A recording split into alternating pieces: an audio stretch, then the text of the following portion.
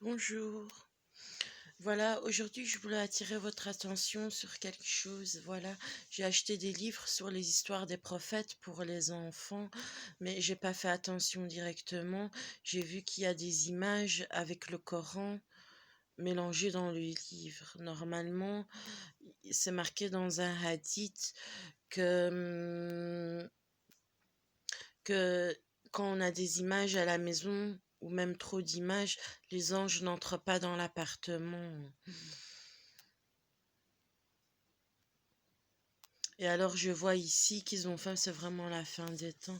Ils ont dessiné, mais je dis pas que c'est pas bien, c'est bien pour les enfants, hein. Mais alors, les enfants doivent faire les ablutions et tout et tout.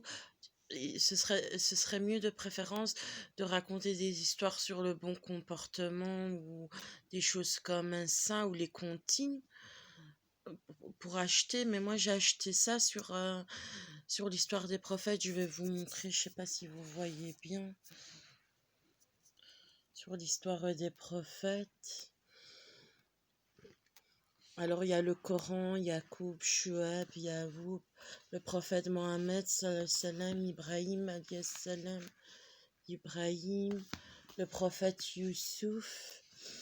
C'est bien, c'est des livres qui sont bien pour les enfants, mais ils doivent faire leur ablution. Et alors, ce qu'il y a dans les livres, je sais pas si vous voyez, il y a une carte avec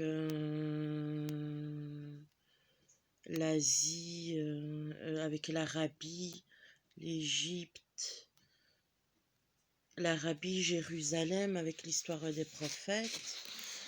Voilà, c'est bien. Il y a une carte et, et il raconte les livres qui ont été envoyés aux prophètes. Ici, Yacoub. Le problème, c'est que regardez, il y a des images avec des enfants, avec des personnes, et alors, attendez, et voilà des versets du Coran, des parchemins avec des versets du Coran. C'est normal que quand on raconte l'histoire des prophètes, quand on raconte l'histoire des prophètes, on raconte souvent, on lit un passage des versets du Coran parce que dans le Coran, il est raconté qu'il y ait des histoires des prophètes sur Moussa, Issa, Ibrahim et tout ça, sur tous les prophètes qu'on connaît. Mais ici, il y a des dessins. C'est avec, c'est pour les enfants, mais il y a des dessins avec les versets du Coran. Les enfants doivent faire leur ablution et ça, il faut ranger dans une armoire, dans, dans votre armoire religieuse et laisser ça d'un côté, hein. Normalement, c'est interdit d'écrire l'histoire des prophètes avec des images, hein. Parce qu'il y a marqué dans un hadith, je sais pas, Allah ou Alem, il faut demander à un homme de science pour ses livres. Et c'est bien, ça raconte l'histoire, il y a tous les prophètes, hein, regardez. De Adam jusqu'au prophète Mohammed, sallam, passe par Ibrahim, Moïse, Zacharie, Issa, tous les prophètes qui ont été envoyés.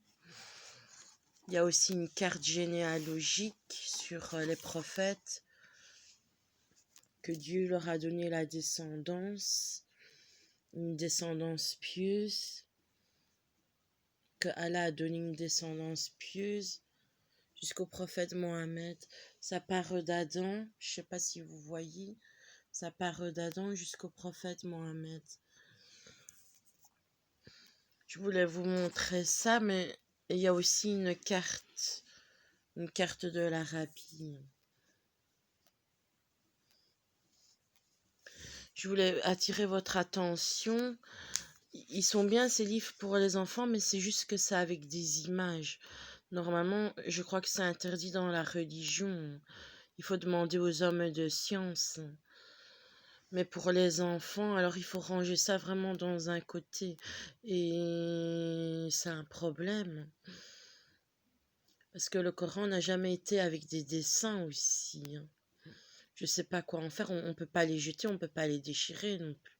Les ramener à la mosquée ou les ramener chez le bibliothécaire. Mais moi, je les garde quand même pour les enfants, pour leur raconter des histoires parce que c'est pas mal quand même. C'est bien, ça raconte bien l'histoire des prophètes. Mais je vais pas vous la raconter parce que ce serait trop long. Vaut mieux, regarder un film biblique, lire une histoire. Et voilà. Bon, je vais vous laisser, hein. Je vous conseille pas de les acheter, mais si vous les achetez, mettez-les d'un côté. Voilà, merci, à bientôt.